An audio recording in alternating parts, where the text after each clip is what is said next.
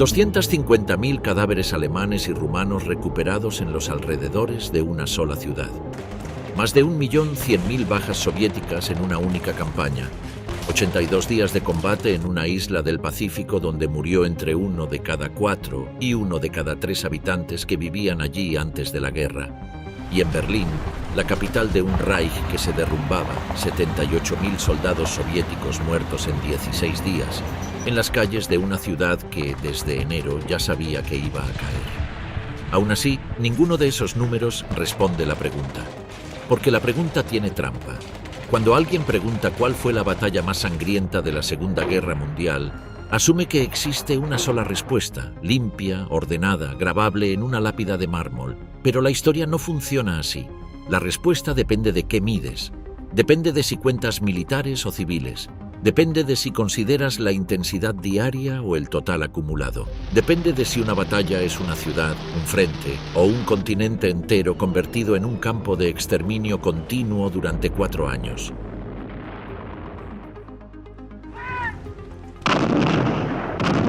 Antes de entrar en los números hay que establecer el marco, porque sin él cualquier comparación es deshonesta. Una batalla puede ser sangrienta de 3 formas completamente distintas, y cada forma da una respuesta diferente. La primera, el total de muertos y heridos en ambos bandos, sumando toda la campaña. Con este criterio, las batallas largas y extensas siempre superan a las cortas e intensas, aunque en las cortas la probabilidad de morir por hora fuese 100 veces mayor. La segunda, la intensidad diaria. ¿Cuántos caían por hora? ¿Cuánto duraba un soldado antes de quedar fuera de combate?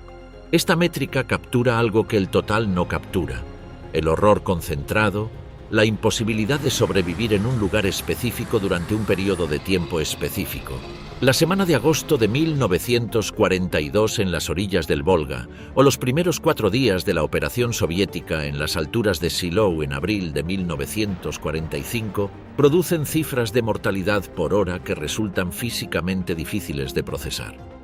La tercera, el impacto sobre civiles. En la Segunda Guerra Mundial, la violencia sobre la población no combatiente no fue daño colateral en la mayoría de los casos. Fue política deliberada, parte del objetivo, instrumentalizada como herramienta de guerra.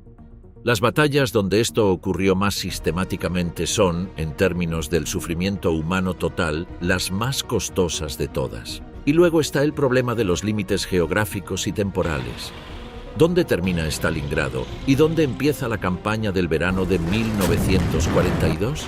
¿Es la batalla de Berlín solo los 9 días de combate urbano o incluye las operaciones en las alturas del Oder desde el 16 de abril de 1945? ¿Cuándo empieza la batalla de Okinawa? ¿Cuando llegaron las primeras fuerzas de reconocimiento el 26 de marzo o cuando comenzó el desembarco principal el 1 de abril? Dependiendo de qué línea trazas en el mapa y en el calendario, los números cambian de manera radical. Y finalmente la pregunta más incómoda de todas: ¿es legítimo comparar Stalingrado con el Frente Oriental en su conjunto? El segundo abarca al primero, y el Frente Oriental abarca en términos de escala a todo lo demás junto. Todo esto no es relativismo histórico, es precisión, y la precisión aquí no suaviza el horror, lo amplifica.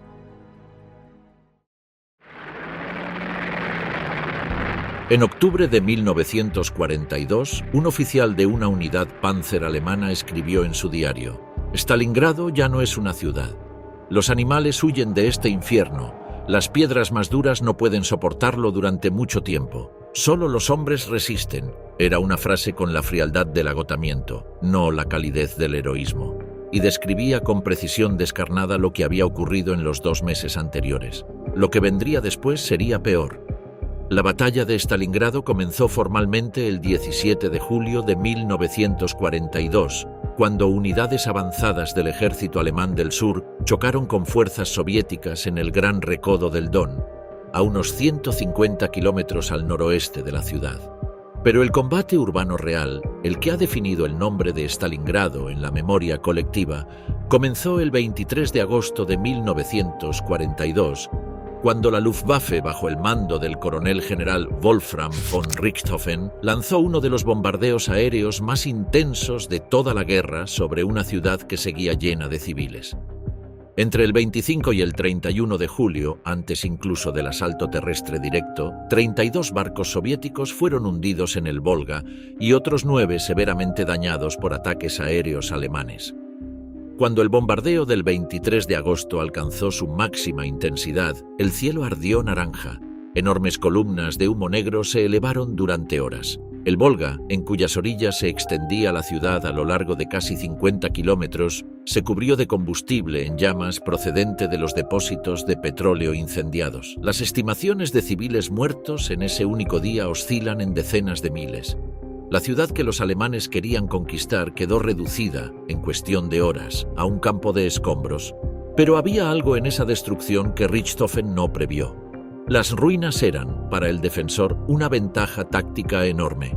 El teniente general Vasily Ivanovich Chuikov asumió el mando del 62º Ejército Soviético el 11 de septiembre de 1942, cuando la situación era desesperada. Las fuerzas alemanas habían llegado ya al río. Algunos sectores de la orilla del Volga habían quedado en manos alemanas. La profundidad del territorio defendido por Chuikov se medía en cientos de metros en algunos puntos. Había literalmente calles donde, si caías del lado equivocado, llegabas al agua. Chuikov tenía 42 años. Había combatido en la Guerra Civil Rusa y en la Guerra Soviético-Finlandesa. Era conocido por la ferocidad de su temperamento y por la disciplina absoluta que imponía. En sus memorias describe haber golpeado personalmente a más de un oficial que intentó batirse en retirada sin orden expresa. Pero lo que definió la defensa de Stalingrado fue su genio táctico específico. Su solución al problema de enfrentar a la Wehrmacht, que operaba con superioridad aplastante en artillería y aviación, fue lo que él denominó abrazar al enemigo. Pegar las propias líneas soviéticas tan cerca de las líneas alemanas que la artillería y los aviones nazis no pudieran bombardear sin matar a los suyos.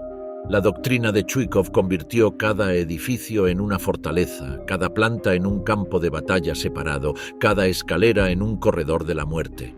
Porque si los alemanes usaban la aviación en ese combate a 30 metros de distancia, bombardeaban sus propias posiciones. El 62º Ejército usó más granadas durante la batalla de Stalingrado que en todo el resto de la guerra sumado. El resultado fue un combate de una brutalidad sin paralelo en el frente occidental. Los soldados soviéticos y alemanes peleaban por habitaciones individuales, por tuberías de alcantarillado, por el control de una sola ventana que daba a un patio en ruinas. Chuikov organizaba sus defensas para crear zonas de eliminación en las calles. Los edificios fortificados canalizaban a las columnas alemanas hacia callejones batidos por minas y artillería antitanque camuflada. Cuando los soldados de infantería y los blindados enemigos entraban en esas trampas, el fuego de mortero los separaba y ambos componentes eran eliminados por separado. En el complejo fabril de la Barricadi, las líneas soviéticas y alemanas quedaron separadas a veces por menos de 30 metros durante semanas enteras. Mamayev Kurgan, el montículo marcado en los mapas como Cota 102,0, que dominaba el horizonte de la ciudad y el acceso al río, cambió de manos numerosas veces. Los alemanes intentaron tomarlo hasta 12 veces en un solo día. Al final de la batalla, la tierra del montículo estaba tan impregnada de metralla y huesos que durante años fue imposible cultivar nada en él. La Casa Pavlov, un edificio de apartamentos de 4 plantas situado cerca del río, se convirtió en uno de los símbolos más conocidos de la batalla.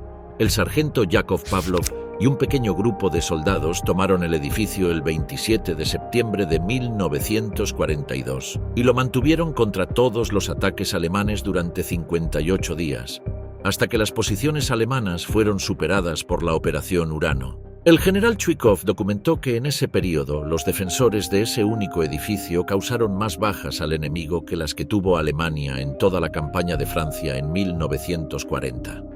Los francotiradores operaban en ambos sentidos. El más famoso de los soviéticos fue el sargento Vasily Zaitsev, procedente del pueblo de Yelinino, en los montes Urales, región de Chelyabinsk. Antes de la guerra había sido guardabosques y cazador. En Stalingrado, entre octubre y diciembre de 1942, acumuló más de 225 bajas confirmadas con un rifle de francotirador Mosin Nagant modelo 1891. Formó también una escuela de francotiradores dentro de las líneas soviéticas, entrenando a docenas de tiradores que operaron en el perímetro de la ciudad durante meses. Zaitsev sobrevivió a toda la guerra y murió en Kiev en 1991, 10 días antes del colapso de la Unión Soviética. La duración media de un soldado soviético recién llegado al sector de Stalingrado en el otoño de 1942 era de menos de 24 horas, según los datos compilados por fuentes militares de la época. Algunas unidades completas quedaban diezmadas en 72 horas. El teniente general Chuikov enviaba unidades desde la orilla oriental del Volga, que era la única zona de reabastecimiento, directamente al combate, a veces sin orientación del terreno, a veces sin saber exactamente en qué posición debían reportarse. Cruzaban el río de noche para reducir las pérdidas a los bombardeos aéreos, que durante el día hacían imposible el movimiento. Pero en el Volga también nevaba ya, y había bloques de hielo flotando, y los barcos eran alcanzados por la artillería alemana. Chuikov calcula en sus memorias que durante los peores momentos de octubre y noviembre de 1942, sus fuerzas perdían aproximadamente 10.000 hombres por semana, y seguían llegando más. El 19 de noviembre de 1942, a las 3 de la mañana, en una madrugada con temperatura de menos 18 grados centígrados y niebla tan densa que los observadores de artillería apenas podían ver a 200 metros, el Ejército Rojo lanzó la Operación Urano. Era el contragolpe que el mariscal Georgi Konstantinovich Zhukov y el coronel general Alexander Mijailovich Vasilevsky, jefe del Estado Mayor, habían estado preparando en secreto durante meses mientras las fuerzas alemanas se desangraban en las calles de Stalingrado. El plan era clásico en su geometría y monstruoso en su escala, un doble envolvimiento. El frente suroccidental del teniente general Nikolai Fyodorovich Batutin atacaría desde el norte. El frente de Stalingrado del general Andrei Ivanovich Eremienko haría lo mismo desde el sur. Los dos brazos se cerrarían como una tenaza alrededor del sexto ejército alemán del general Friedrich Paulus. La clave del plan era atacar no a las divisiones alemanas endurecidas por el combate urbano, sino a los flancos cubiertos por los aliados de Alemania, el tercer ejército rumano al norte y el cuarto ejército rumano al sur. Las divisiones rumanas carecían de artillería antitanque efectiva contra los T-34 soviéticos. Carecían de comunicaciones adecuadas, carecían en muchos casos de la motivación para morir por una guerra que no era la suya. Cuando los carros soviéticos abrieron brechas de docenas de kilómetros el primer día, no hubo reserva alemana capaz de cerrarlas a tiempo. Según los datos documentados por David M. Glantz y Jonathan M. House en Endgame at Stalingrad, Universidad de Kansas 2014, la fuerza total del frente suroccidental el 19 de noviembre de 1942 ascendía a 389.902 hombres con fuerza de combate de 331.984, respaldados por 8.655 cañones y morteros, 721 tanques operativos y 359 aviones de combate.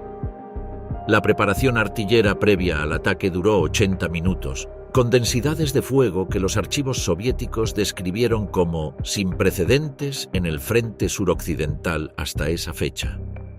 Stalin exigió a los planificadores secreto absoluto. Los movimientos de tropas se realizaron solo de noche, con silencio de radio obligatorio, y las carreteras fueron barridas de personas sospechosas por el NKVD en una franja de 25 kilómetros detrás de las líneas de salida. La bolsa de Stalingrado se cerró el 23 de noviembre de 1942, cuando una columna de reconocimiento de la brigada mecanizada del teniente coronel Georgi Filipov se unió en Sovetski con fuerzas del frente de Stalingrado, cortando todas las líneas de suministro terrestres de Paulus. Aproximadamente 284.000 soldados del eje quedaron encerrados, según los cálculos más conservadores de los archivos soviéticos revisados por Glantz, aunque algunas fuentes elevan esa cifra a más de 300.000. El sexto ejército alemán, más de la mitad del cuarto ejército Panzer y restos de unidades rumanas quedaron atrapados en un bolsillo de terreno donde la temperatura caía a menos 40 grados en enero y los suministros eran insuficientes incluso antes del cerco. Hitler prohibió la rendición. Dijo que ningún feldmariscal alemán se había rendido jamás. Luego ascendió a Paulus a ese rango la noche anterior a la capitulación, dando por sentado que eso le obligaría a suicidarse antes que rendirse. Se equivocó. La Operación Invierno de Tormenta, el intento de rescate del mariscal de campo Erich von Manstein, comenzó el 12 de diciembre con el grupo de ejércitos Hoth avanzando desde el sur. Llegó a 48 kilómetros del perímetro del Kessel, el nombre alemán para la caldera, la bolsa de encierro, antes de ser contenido y finalmente detenido por fuerzas soviéticas reforzadas. Nunca llegó más cerca. Los hombres dentro del cerco podían ver los fogonazos de la artillería de Manstein en el horizonte en las noches claras de diciembre. Paulus sabía que 48 kilómetros era demasiado. El sexto ejército se murió de frío, hambre y combate durante 10 semanas más. Los caballos fueron comidos antes que los perros. Los perros fueron comidos antes que las ratas.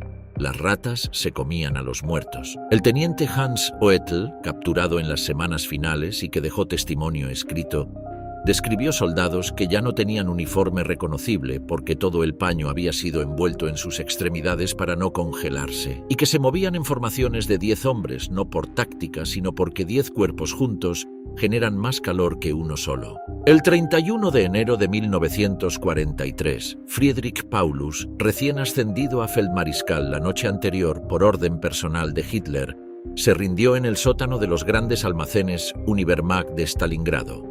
El subteniente Fyodor Ilchenko y los hombres de la 38ª Brigada Motorizada de Fusileros fueron los que llegaron al sótano y encontraron al feldmariscal.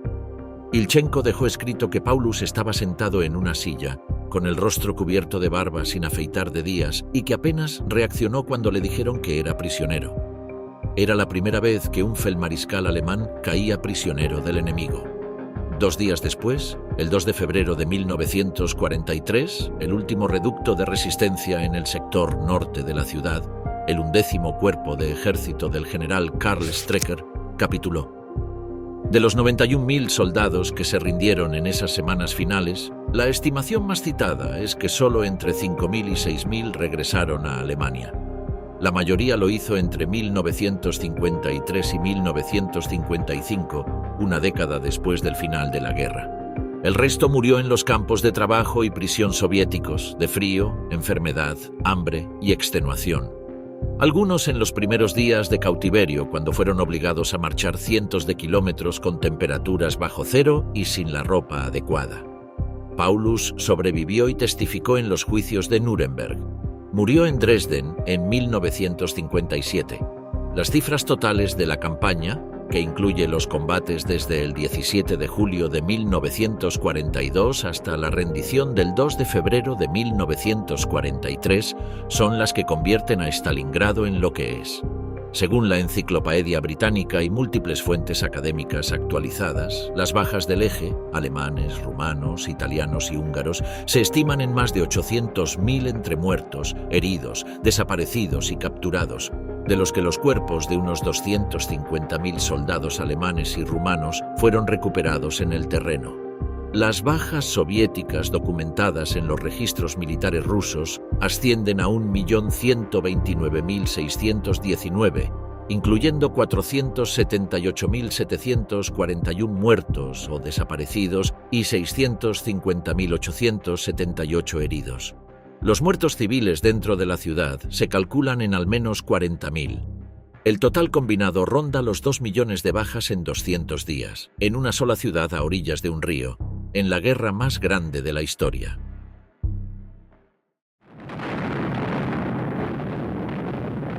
Para entender qué hizo Stalingrado tan letal, hay que mirar más allá del combate urbano. La debacle del Sexto Ejército alemán no fue solo una derrota militar. Fue el producto de decisiones estratégicas acumuladas durante meses, que convirtieron a Stalingrado en una trampa de la que Paulus no tenía salida posible.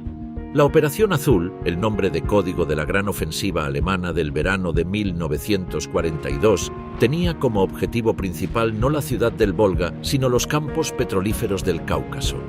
Stalingrado era, en la concepción original, un objetivo secundario cuya captura serviría para proteger el flanco norte del avance hacia el sur. Pero el nombre de la ciudad que llevaba el nombre del propio Stalin, convirtió la operación en algo diferente. Hitler ordenó que Stalingrado fuera tomada. Stalin ordenó que Stalingrado fuera defendida.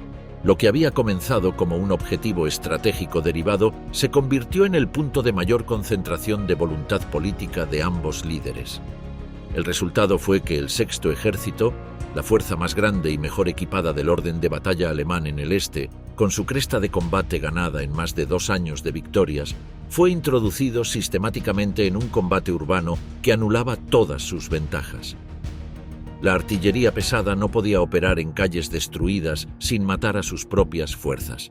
Los tanques eran vulnerables a los francotiradores con armas antiblindaje disparando desde ventanas a 3 metros. La Luftwaffe, que había dominado el espacio aéreo sobre el frente oriental durante más de un año, no podía bombardear cuando la línea de frente tenía el ancho de una pared de ladrillo. Y mientras tanto, los flancos. El tercer ejército rumano al norte y el cuarto al sur, más las fuerzas italianas y húngaras que cubrían el frente del Don, se extendían a lo largo de centenares de kilómetros con muy poca artillería, muy pocos carros y moral variable. Glantz y Haus documentan en su obra que los planificadores soviéticos estimaron inicialmente que el cerco encerraría a entre 85.000 y 90.000 hombres. El hecho de que fueran 284.000 o más se explica porque el Sexto Ejército era más grande de lo que la inteligencia soviética había calculado y porque Paulus tardó varios días en comprender que el cerco era real y completo. Esos días de demora en reconocer la catástrofe le costaron la oportunidad, quizás única, de romper el cerco por el flanco sur antes de que los soviéticos lo consolidaran.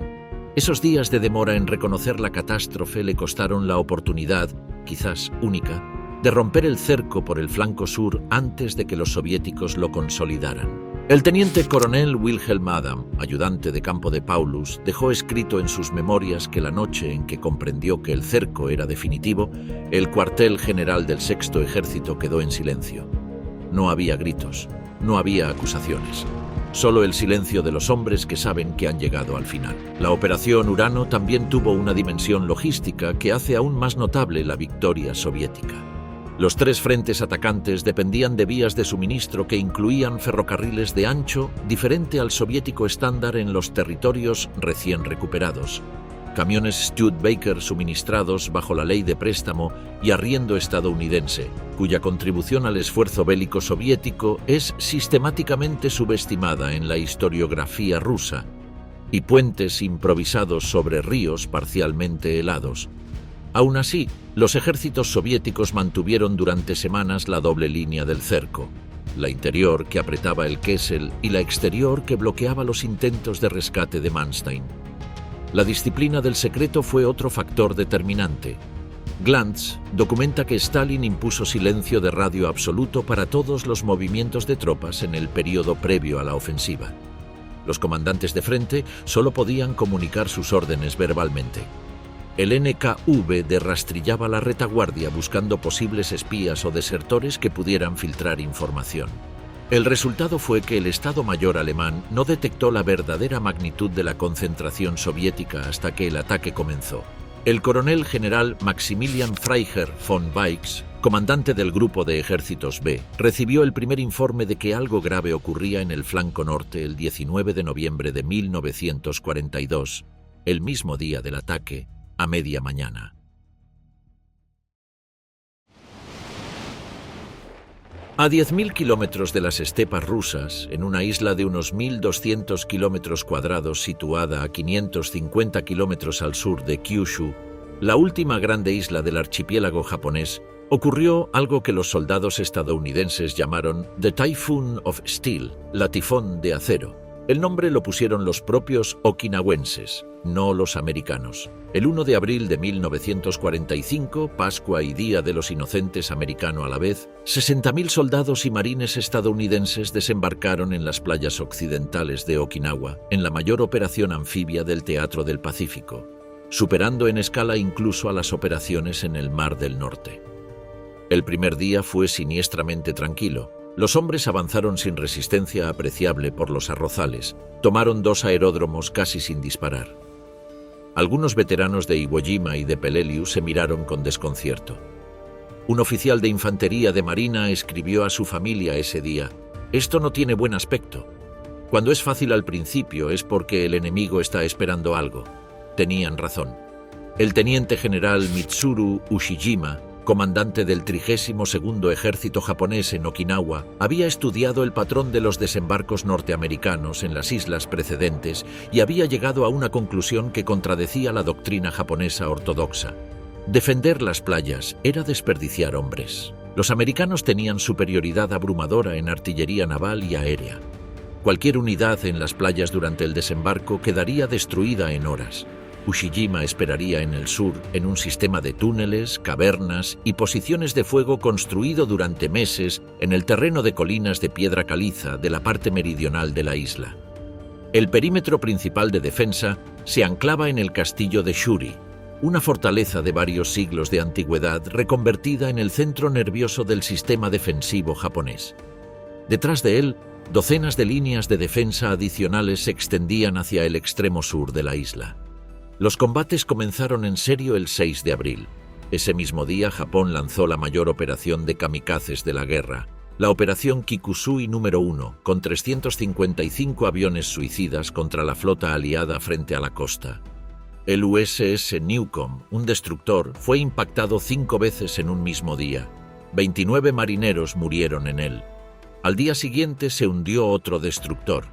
Los ataques de kamikazes continuarían en oleadas sucesivas durante semanas, numeradas del 1 al 10, con un total de cerca de 2.000 aviones suicidas. Al final de la campaña, 26 barcos aliados habían sido hundidos y otros 164 dañados. Las bajas navales estadounidenses en Okinawa fueron las más altas de toda la Guerra del Pacífico.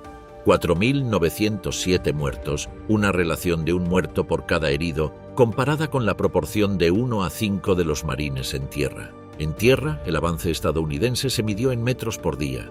La línea Machinato, la línea Dakeshi, el bosque del azúcar, las colinas denominadas por letras o por números. Cada una de estas posiciones costó centenares de vidas. Los japoneses habían construido el sistema defensivo de forma que cada posición cubriera a la siguiente.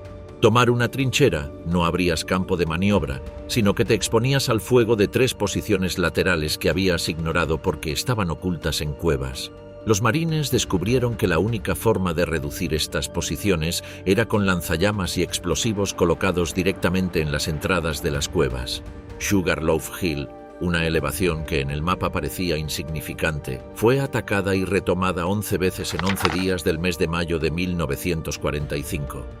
El 29º Regimiento de Marines perdió 2.662 hombres muertos en ese período, además de 1.289 evacuados por shock de combate o colapso psicológico. La proporción de bajas por estrés de combate en Okinawa fue del 48% con respecto a las heridas físicas, un porcentaje sin precedentes que estudiosos de psiquiatría militar como el Dr. David Marlowe citaron décadas después como uno de los casos fundacionales para entender el síndrome de estrés postraumático. Para comparar, en la Guerra de Corea fue del 20 al 25%, en la Guerra del Yom Kippur del 30%.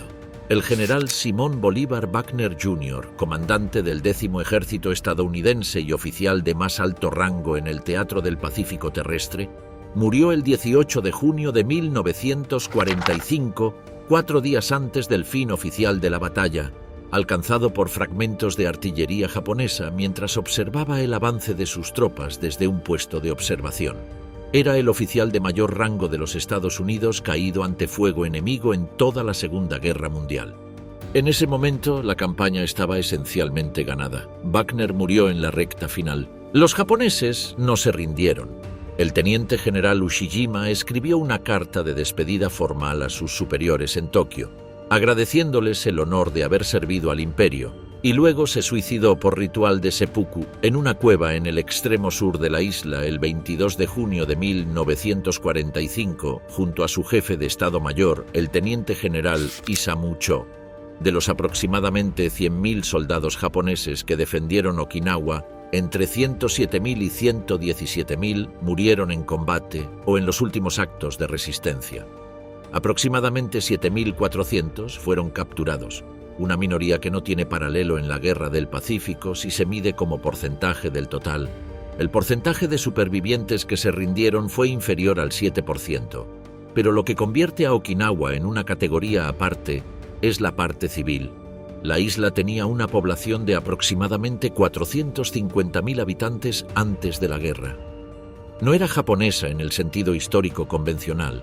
Había sido el reino de la Ryukyu, un estado independiente con su propia cultura y su propio idioma, el Ryukyu o Uchinaguchi, que el gobierno Meiji de Japón había anexado formalmente en 1879 mediante lo que en los documentos oficiales japoneses se llamó la disposición del reino.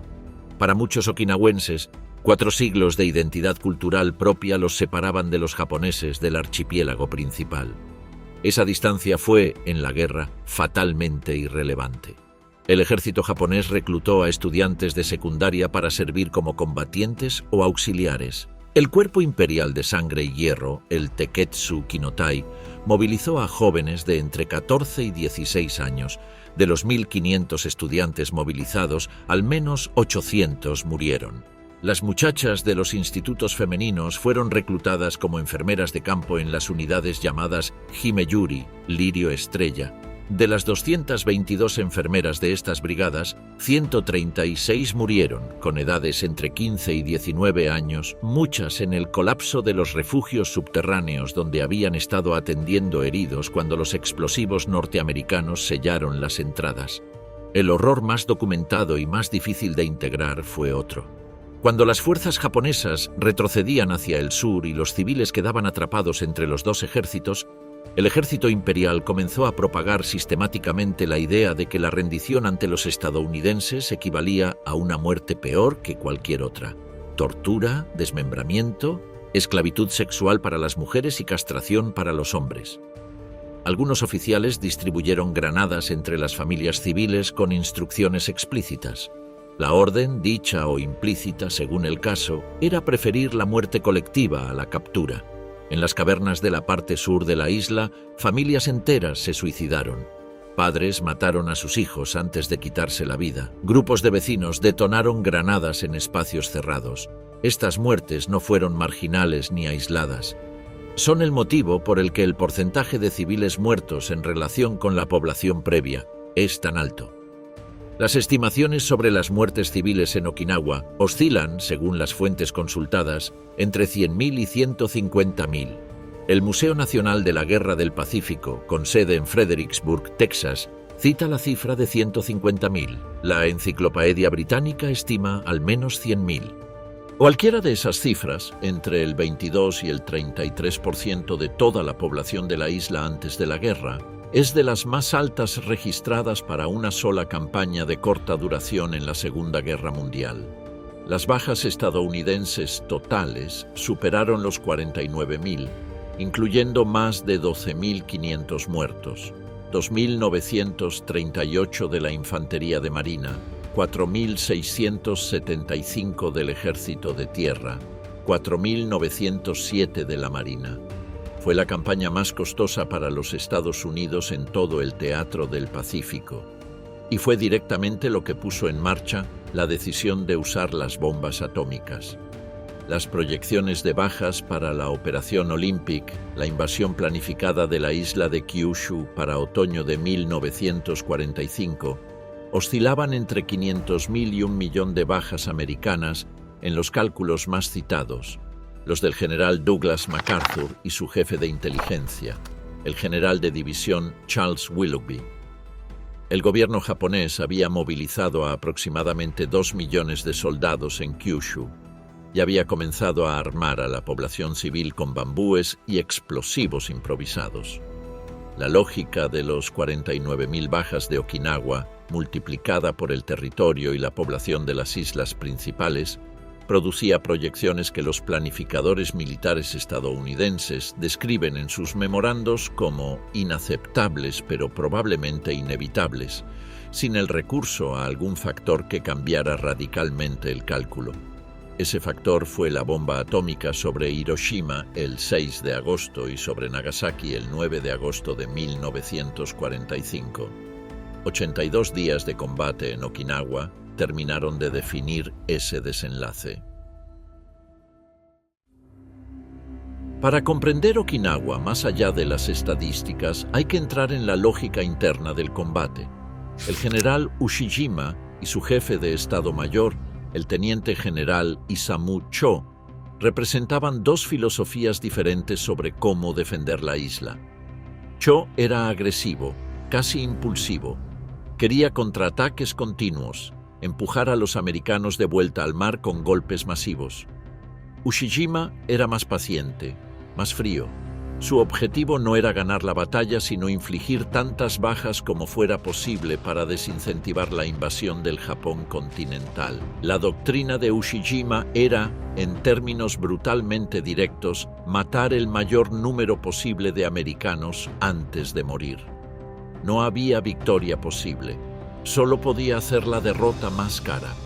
El resultado fue un campo de batalla donde los defensores elegían ceder terreno deliberadamente para atraer a los atacantes hacia zonas de fuego preparadas. Cada kilómetro tomado por los marines o el ejército de tierra podía ser el kilómetro donde estaba la siguiente posición oculta, el siguiente búnker cavado en la roca, la siguiente sala de 200 soldados con suficientes municiones para aguantar semanas. Los soldados que combatieron en Okinawa describieron un fenómeno específico que los veteranos de los combates europeos raramente mencionan: la sensación de que la tierra misma mataba. La isla entera era un sistema de defensa. Las cuevas no eran refugios ocasionales, sino redes interconectadas de kilómetros de longitud. El sistema defensivo de Shuri, el principal, incluía túneles que conectaban posiciones a centenares de metros de distancia, permitiendo a los defensores retirarse de un punto atacado y reaparecer por el flanco del atacante. E.B. Sledge, marín veterano de Peleliu, que combatió también en Okinawa, describió en sus memorias, publicadas como With the Old Breed en 1981, cómo su compañía tardó más de una semana en entender que el mismo grupo de soldados japoneses que había aniquilado reiteradamente seguía apareciendo en nuevas posiciones porque estaba moviéndose bajo tierra. Los kamikazes en el mar tenían un equivalente en tierra. Las cargas suicidas individuales de soldados japoneses solos o en pequeños grupos contra los carros de combate americanos usando cargas explosivas ligadas al cuerpo. Algunos llevaban bombas magnéticas que intentaban pegar al chasis de los tanques antes de detonar. La mayoría moría sin llegar a los vehículos. Pero el efecto psicológico sobre los tripulantes de los carros, que debían mantenerse con las escotillas cerradas incluso en el calor de junio en Okinawa, sin visibilidad adecuada, sabiendo que cualquier figura que se acercara podía ser un rikugun, era devastador. Las lluvias de mayo y junio convirtieron el campo de batalla del sur en algo que los propios veteranos compararon con el Somme de 1916. El terreno de piedra caliza, cuando era bombardeado, no absorbía el agua sino que la repelía. El lodo llegó a tener entre medio metro y 1 metro de profundidad en algunos sectores. Los tanques quedaban atascados. Los heridos se ahogaban en zanjas antes de que pudieran ser evacuados. El olor de la descomposición, temperatura subtropical, sin posibilidad de enterrar a los muertos en pleno combate, fue descrito por múltiples veteranos como la cosa que más persistió en su memoria años después. El 1 de junio de 1945, el 17º Cuerpo de Ejército estadounidense capturó el castillo de Shuri, el centro del sistema defensivo principal. Ushijima había ordenado la retirada al sur 2 semanas antes, preservando suficientes fuerzas para continuar la resistencia. Los marines y soldados que entraron en las ruinas del castillo lo encontraron abandonado pero no vacío. Había miles de cuerpos, japoneses y okinawenses civiles, que habían muerto en los túneles durante el combate o los bombardeos. Las últimas semanas de la batalla tuvieron una ferocidad particular porque los defensores, acorralados en el extremo sur de la isla, ya no tenían opciones estratégicas. Solo muerte o rendición, y la doctrina y la cultura del ejército imperial hacían de la rendición algo peor que la muerte. El 22 de junio de 1945, el comandante estadounidense declaró la batalla terminada. Pero unidades japonesas aisladas siguieron combatiendo en las cuevas durante semanas y meses. El último soldado japonés de Okinawa que se rindió formalmente lo hizo en 1947.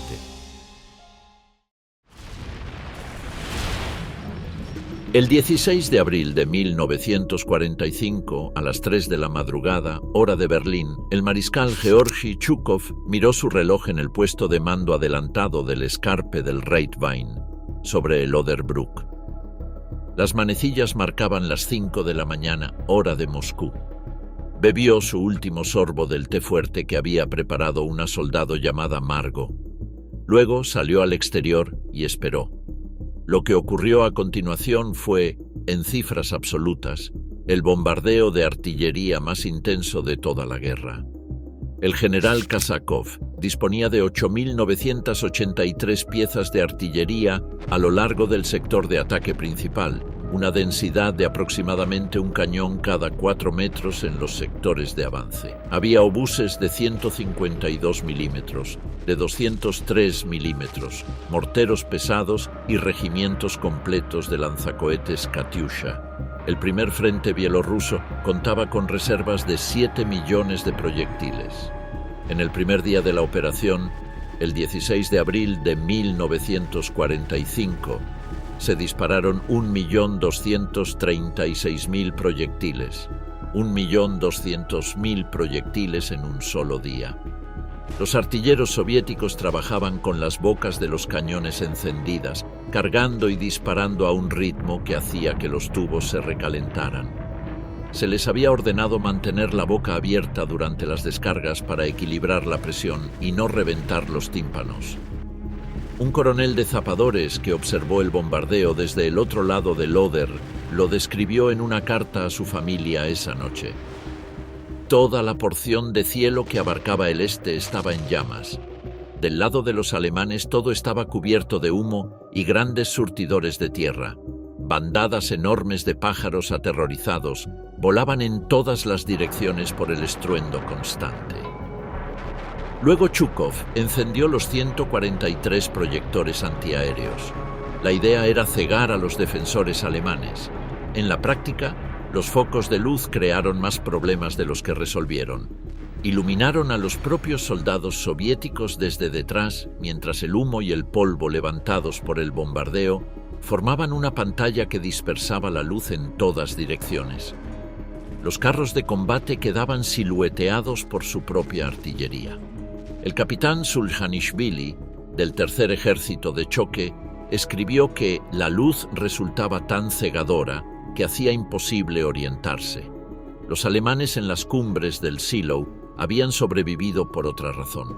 El general Gotthard Heinrichi, comandante del grupo de ejércitos del Vístula, había recibido información de un prisionero soviético capturado el día anterior y había ordenado que la mayoría de sus fuerzas se retiraran a la segunda línea de trincheras antes del bombardeo.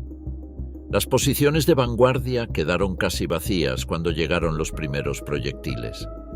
Quienes no tuvieron esa suerte, destacamentos de la Volkssturm y unidades húngaras enviadas a las trincheras delanteras de la División 30 de enero de las SS como carne de cañón, según la descripción del propio teniente de las SS, Helmut Schwarz, fueron aniquilados. Pero las posiciones defensivas principales permanecieron intactas. Zhukov tardó 4 días en tomar las alturas de Seelow, 4 días que no estaban en el calendario.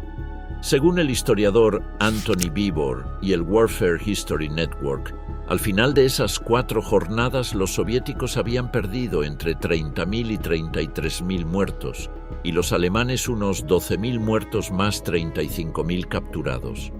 Solo en el asalto previo a Berlín, en un frente de unos 80 kilómetros.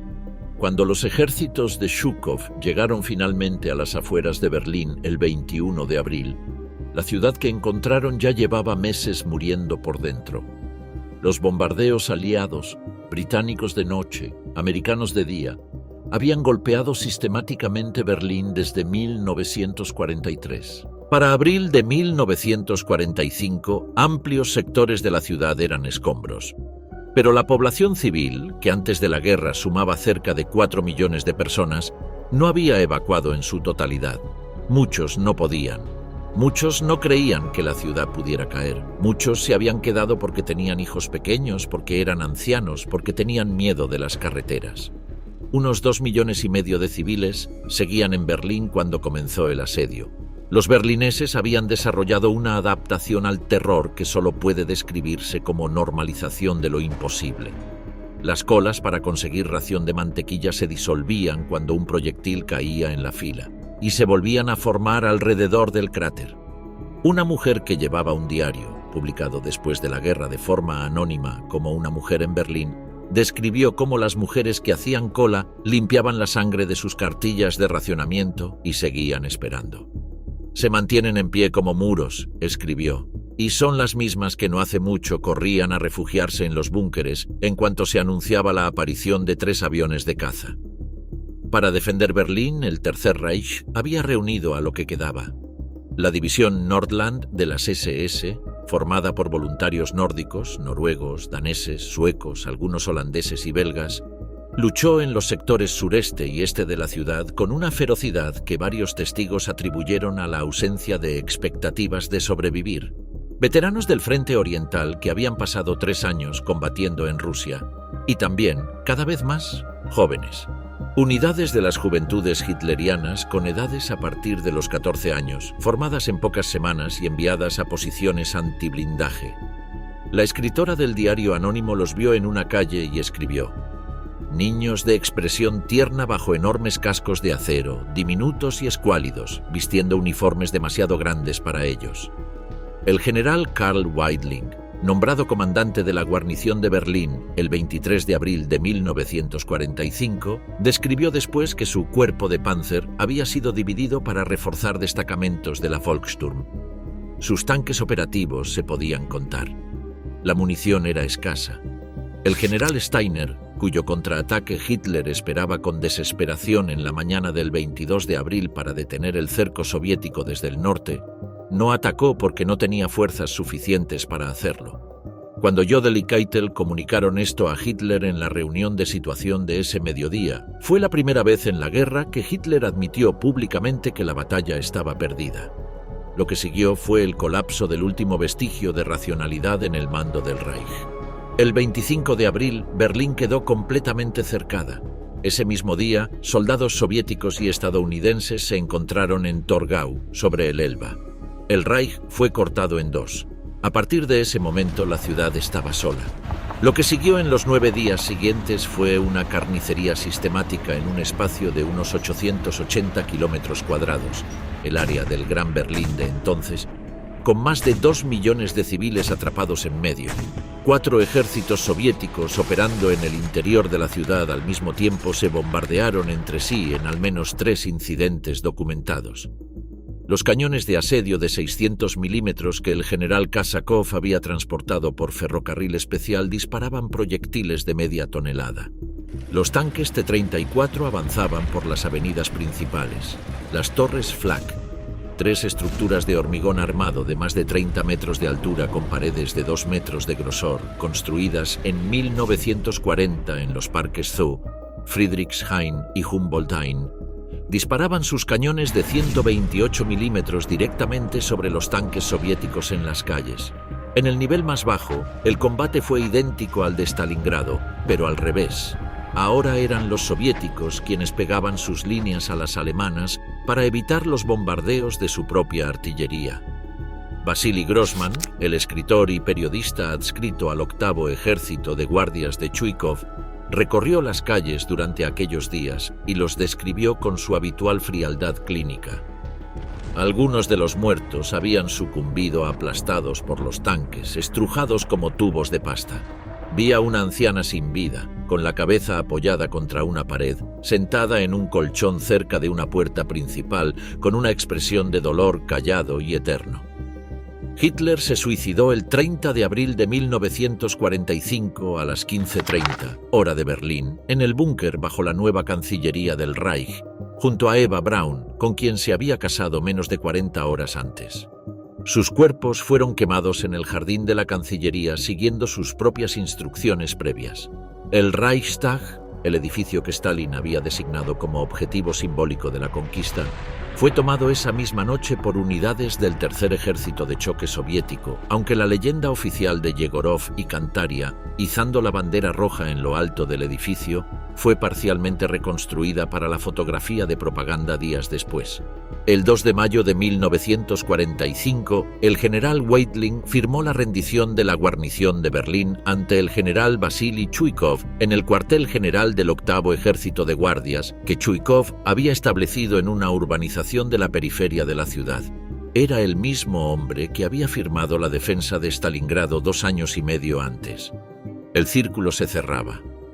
Las cifras de la operación de Berlín en su totalidad, desde el inicio en el Oder el 16 de abril hasta el 8 de mayo de 1945, cuando Alemania firmó la rendición final, suman, según los registros soviéticos citados por Vibor, 304.887 muertos, heridos y desaparecidos en los 3 frentes participantes, con la pérdida adicional de 2.165 tanques y vehículos blindados, 1.220 cañones y 527 aviones. Solo los combates del 16 al 2 de mayo produjeron 78.290 y muertos soviéticos y 274.184 heridos.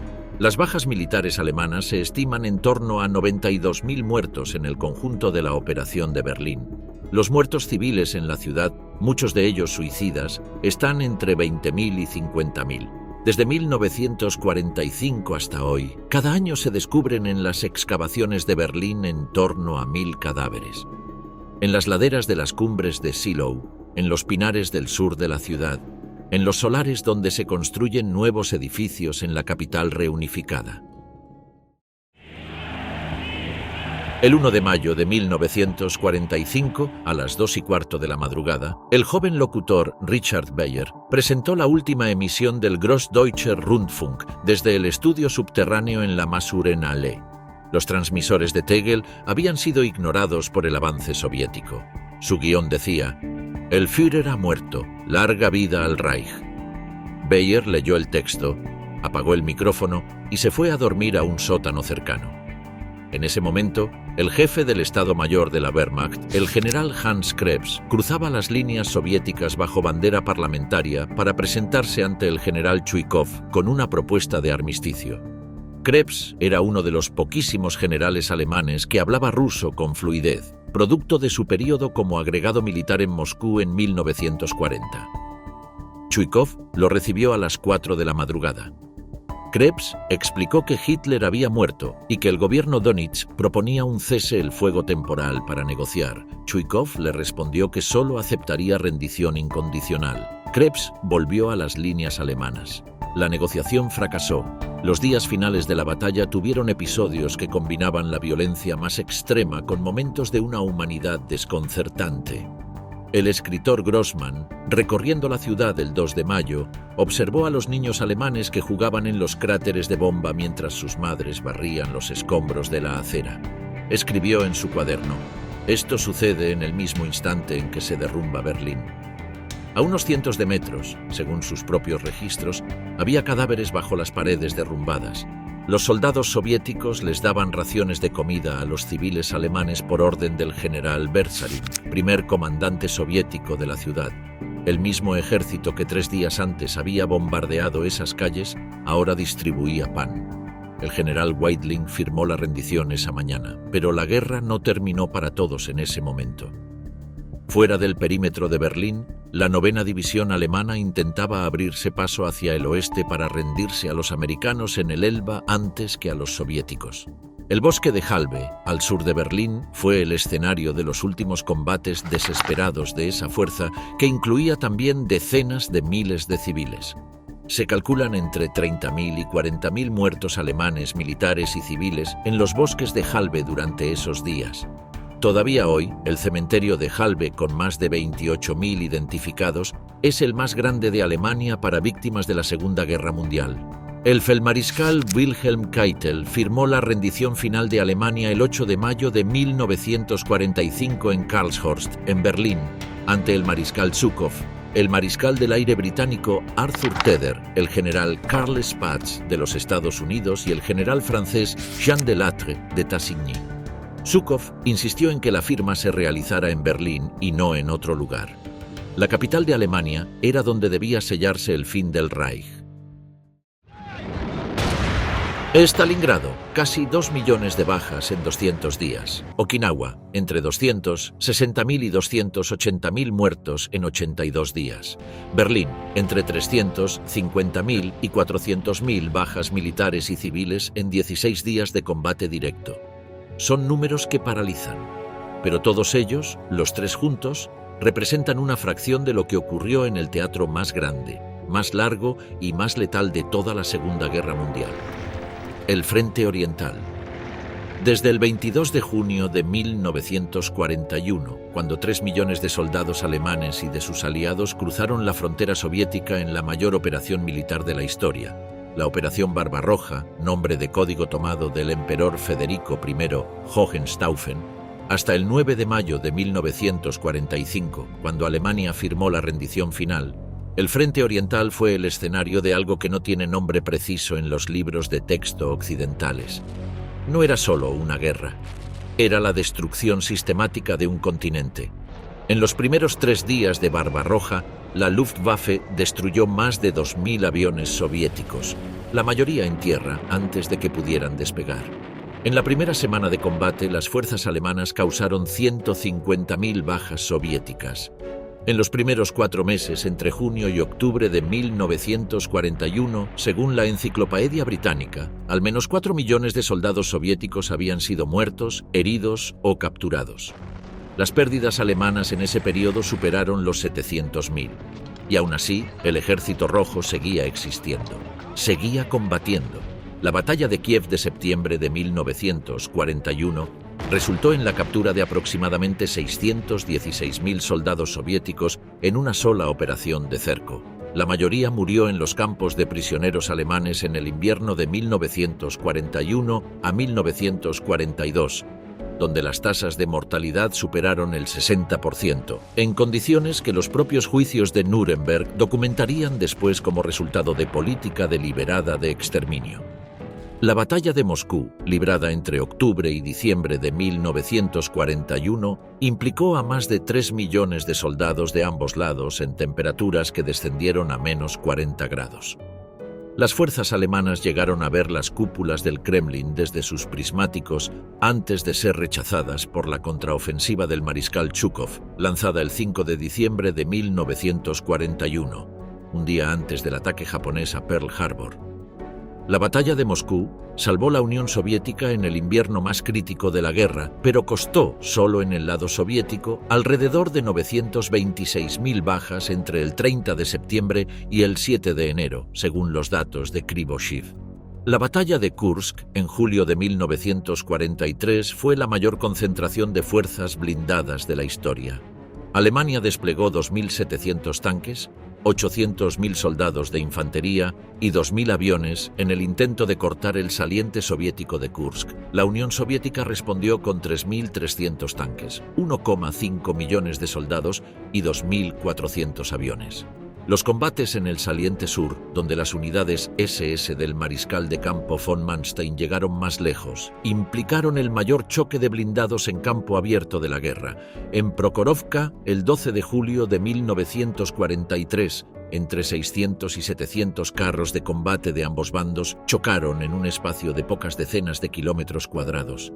Los daños fueron enormes para ambos lados. Al final, Alemania se retiró. Y después de Kursk, la Wehrmacht nunca volvió a tener iniciativa estratégica en el frente del Este. El asedio de Leningrado merece un párrafo aparte. El 8 de septiembre de 1941, el grupo de ejércitos norte-alemán cerró el cerco alrededor de la segunda ciudad de la Unión Soviética. 2,5 millones de habitantes quedaron atrapados. Lo que siguió duró 872 días, hasta el 27 de enero de 1944. Durante el invierno más terrible, el de 1941 a 1942, la ración diaria de pan para los no trabajadores, ancianos, niños, desempleados, cayó a 125 gramos, no 100, no 200. 125 gramos de pan fabricado con harina mezclada con celulosa, serrín y cualquier sustancia que diera volumen sin matar inmediatamente a quien lo comía. Eso son aproximadamente 300 calorías diarias. El cuerpo humano necesita entre 2.000 y 2.500 calorías para funcionar. En el invierno de 1941 a 1942 murieron en Leningrado unos 11.000 civiles por mes, la mayoría de hambre. Hay documentación de casos de canibalismo. La policía soviética registró en los archivos del bloqueo más de 2.000 casos confirmados. Al final del asedio, según diversas fuentes, entre 800.000 y 1 millón de civiles habían muerto dentro de la ciudad sitiada, la inmensa mayoría por inanición. La escritora Tania Savicheva, de 12 años, llevó un diario durante el asedio donde anotó las muertes de cada miembro de su familia una por una. La última anotación decía: «Los Savichev han muerto, todos han muerto, solo queda Tania». La propia Tania fue evacuada y murió en julio de 1944 de las consecuencias del hambre y la enfermedad. Su diario se conserva en el Museo del Bloqueo de San Petersburgo y fue utilizado como prueba en los juicios de Nuremberg. De los estimados 70 millones de muertes atribuidas a la Segunda Guerra Mundial en su totalidad, más de 30 millones ocurrieron en el Frente Oriental, según el Museo Militar Pritzker de Chicago, y la mayoría de los historiadores académicos que trabajan con archivos soviéticos desclasificados desde la caída de la URSS. La Unión Soviética perdió alrededor de 27 millones de personas, incluyendo 8,7 millones de militares y aproximadamente 19 millones de civiles. Alemania sufrió entre 5 y 6 millones de muertes militares, con la gran mayoría en el Frente del Este. El historiador alemán Rüdiger Obermans, en su obra Deutsche militärische Verluste im Zweiten Weltkrieg, 1999, estimó las bajas militares alemanas totales en aproximadamente 5,3 millones de muertos. Para poner todo eso en perspectiva, los Estados Unidos perdieron a lo largo de toda la guerra, en todos los teatros de operaciones del planeta combinados, aproximadamente 400.000 hombres. La Unión Soviética perdía esa cantidad en pocas semanas en los peores momentos de 1941 y 1942.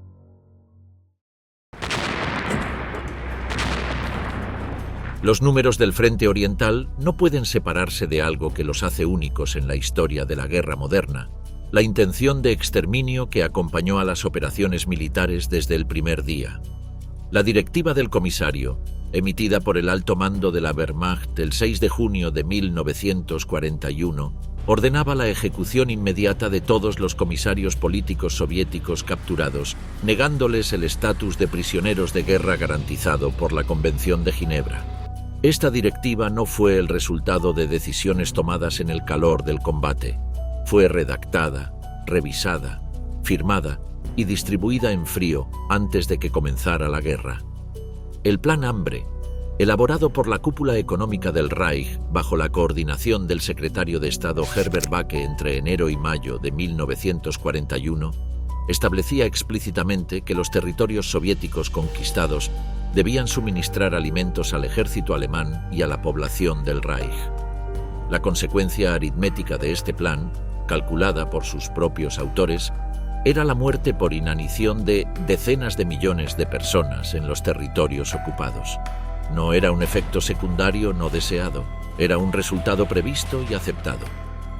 Los archivos del juicio de Nuremberg incluyen memorandos donde los planificadores alemanes discuten la cifra de víctimas esperadas como si fuera una variable logística. Los campos de prisioneros de guerra soviéticos en territorio alemán y polaco tenían tasas de mortalidad del 60 al 70% en el invierno de 1941 a 1942. De los 5,7 millones de soldados soviéticos capturados durante toda la guerra, entre 3,3 y 3,5 millones murieron en cautiverio. Por comparación, de los 231.000 prisioneros angloamericanos en manos alemanas, murieron aproximadamente 8.000. La diferencia no era accidental. La Convención de Ginebra se aplicaba a los soldados occidentales y se consideraba irrelevante para los subhumanos del Este. Esas son las palabras del ideólogo nazi Alfred Rosenberg en Memorandos Internos de 1941. Las ciudades soviéticas no eran solo objetivos militares. Leningrado fue sitiada deliberadamente, no para tomarla, sino para matar a su población. El plan de Manstein para Leningrado proponía no conquistar la ciudad, sino simplemente rodearla y esperar a que sus habitantes murieran. Hitler aprobó explícitamente esa estrategia. Cuando se discutió qué hacer si los soviéticos ofrecían la rendición, la respuesta en documentos internos del alto mando alemán fue que no debía aceptarse. Una rendición crearía el problema de alimentar a los civiles supervivientes. Bielorrusia perdió, según estimaciones demográficas posguerra, entre el 25 y el 30% de su población total durante la guerra, civiles incluidos. Esto incluye las ejecuciones masivas de judíos durante el Holocausto, las represalias de las SS contra pueblos acusados de albergar partisanos, la deportación de trabajadores forzados y las muertes por hambre durante la ocupación. El historiador ruso-bielorruso Pavel Polian estimó que en Bielorrusia murieron más de 2 millones de personas solo entre la población civil no judía. El resto de los muertos bielorrusos, más de medio millón, eran judíos asesinados en el contexto del Holocausto. En Ucrania, el panorama era similar o peor. El territorio ucraniano fue escenario de algunas de las mayores concentraciones del Holocausto fuera de los campos de exterminio polacos.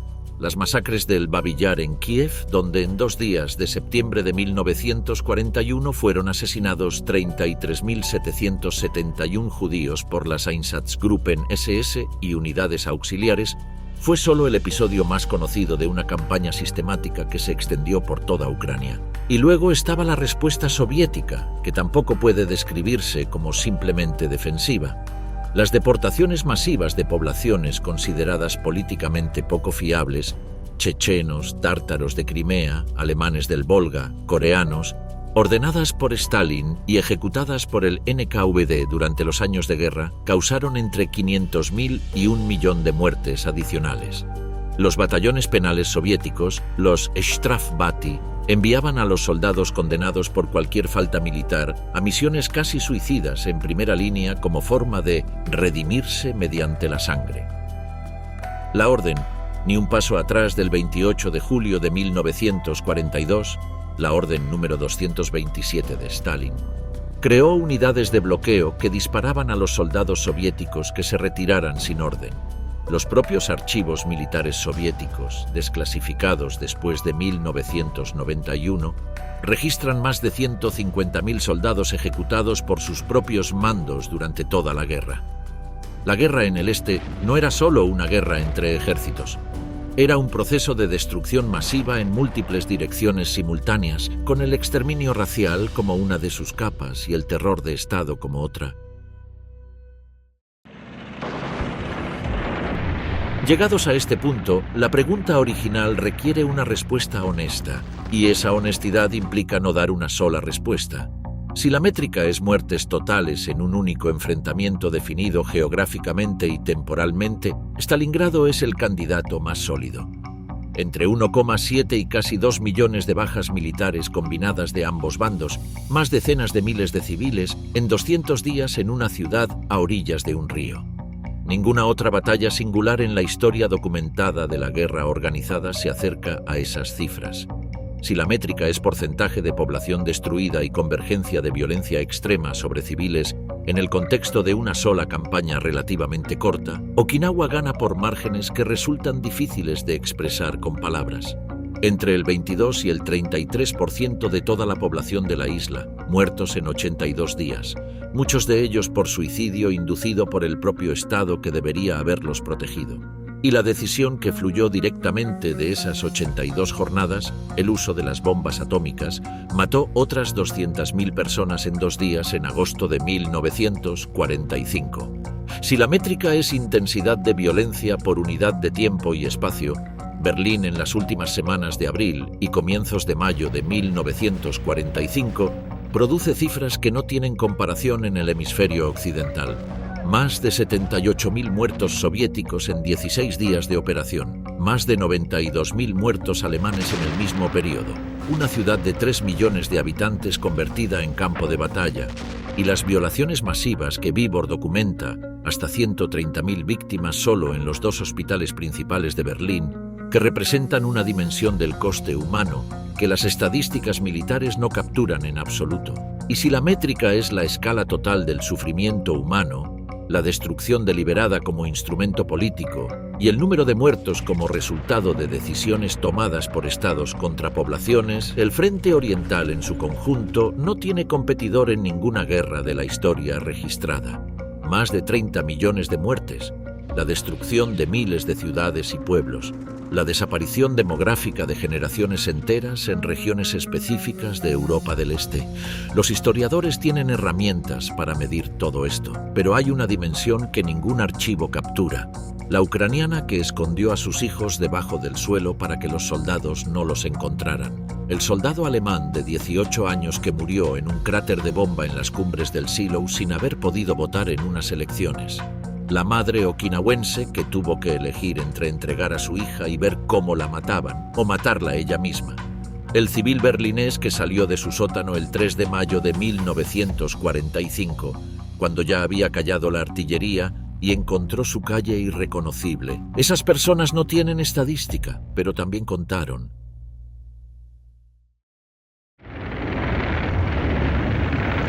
La pregunta sobre cuál fue la batalla más sangrienta no es un ejercicio académico ocioso. El hecho de que en Occidente el día D de Normandía, que costó aproximadamente 10.000 bajas aliadas totales el 6 de junio de 1944, sea la imagen central de la memoria colectiva de la Segunda Guerra Mundial, mientras que las batallas del Frente Oriental, donde se decidió el resultado de la guerra, y donde murieron aproximadamente el 80% de los soldados alemanes caídos en combate, sean conocidas principalmente por los aficionados a la historia militar, dice algo importante sobre cómo construimos la memoria histórica. No es una crítica moral, es una observación sobre los mecanismos de la memoria colectiva. Tendemos a recordar las batallas que podemos narrar desde nuestra propia perspectiva, con nuestros propios héroes, con un principio y un final claros. Normandía encaja en ese molde. El Frente Oriental, con su escala incomprensible, sus frentes de miles de kilómetros y sus cifras de muertos que superan cualquier marco de referencia cotidiano, resiste la narrativa. El historiador Richard Overy, en su obra ¿Por qué ganaron los aliados? 1995, argumenta que la decisión de la guerra se tomó en el este, que sin la resistencia soviética en 1941 y 1942 no habría habido ninguna oportunidad de desembarco en el norte de África en noviembre de 1942, ningún día D en junio de 1944, ninguna campaña italiana, ninguna victoria en el Atlántico que valiera de algo.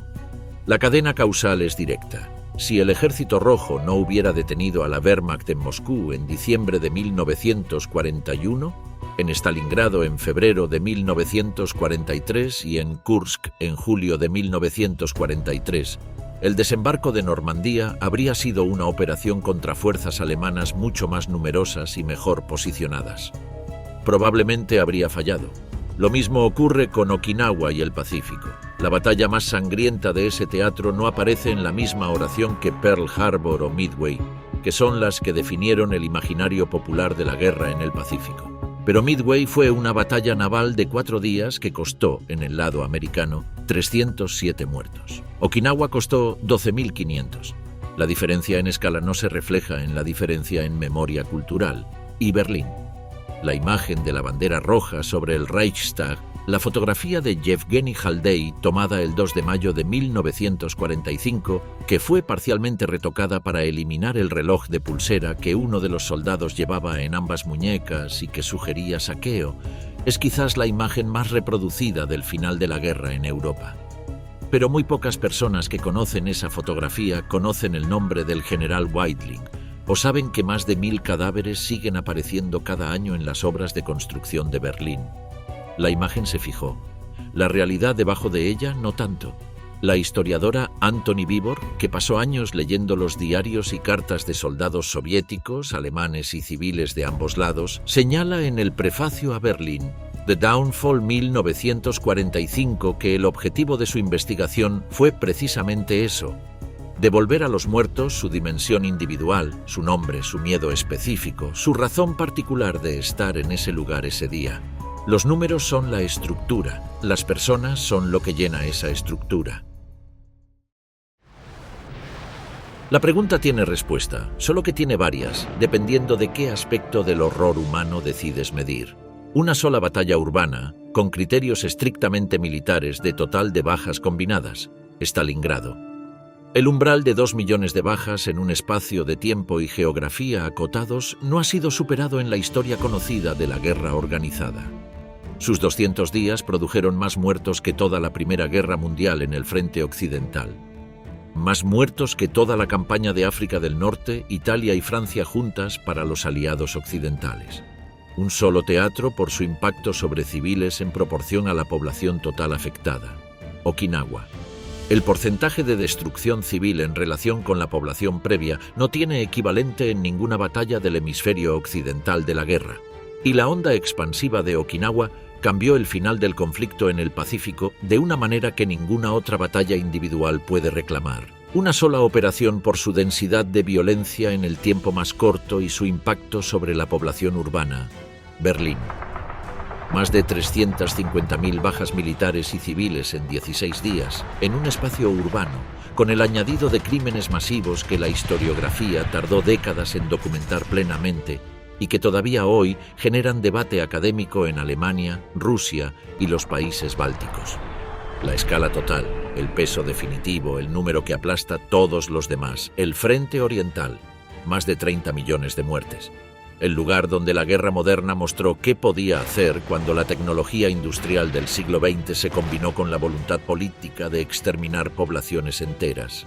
El lugar donde la ideología nazi y el sistema estalinista se encontraron en el combate más destructor de la historia humana.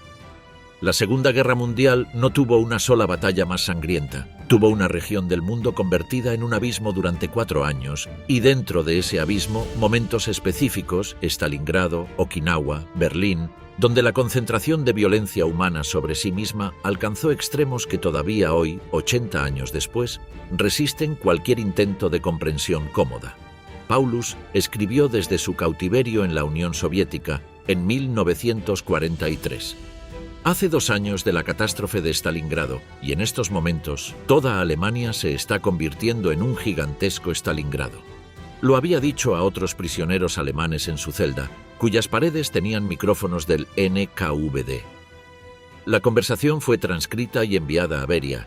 Beria la dejó sobre el escritorio de Stalin. Stalin leyó esas palabras y no respondió nada. No necesitaba hacerlo. Tenía razón. Los muertos no compiten entre sí por el título de la batalla más sangrienta, no tienen ese interés. Pero los historiadores tienen la obligación de contarlos todos, y nosotros tenemos la obligación de escuchar el recuento.